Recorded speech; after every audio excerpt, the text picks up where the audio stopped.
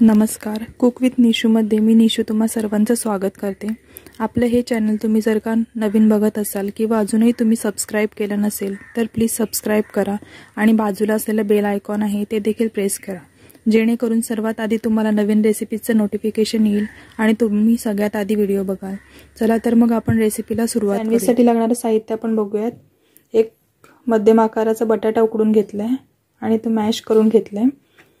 अर्धी वाटी कांदा इथे बारीक चिरून घेतलेला आहे। अर्धी वाटी शिमला मिरची बारीक कट करून घेतली। अर्धी वाटी मक्याचे दाणे उकडवून घेतलेले आहेत।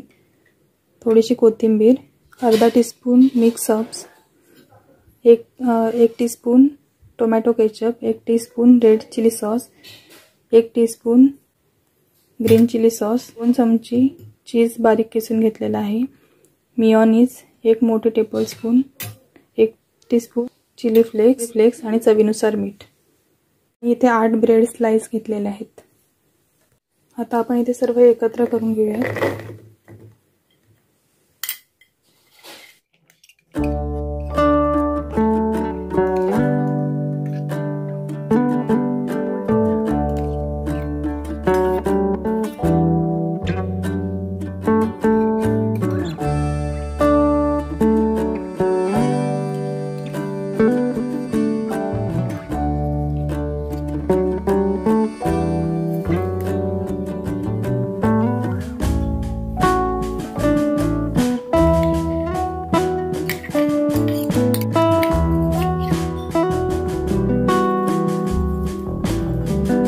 आता हे आपण सर्व एकजीव करून घेऊया।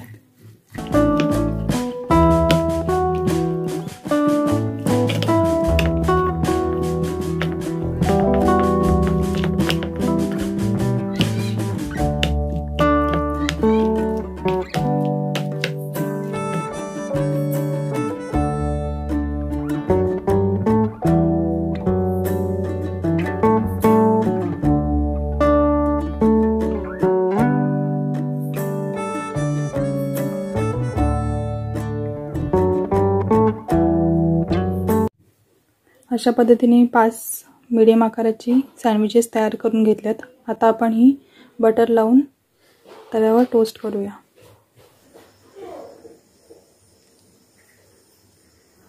आता आपण सँडविचेसना बटर लावून घेऊया।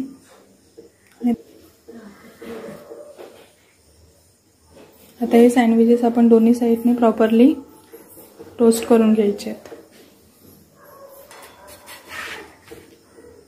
आता आपण हे पलटून घेऊ।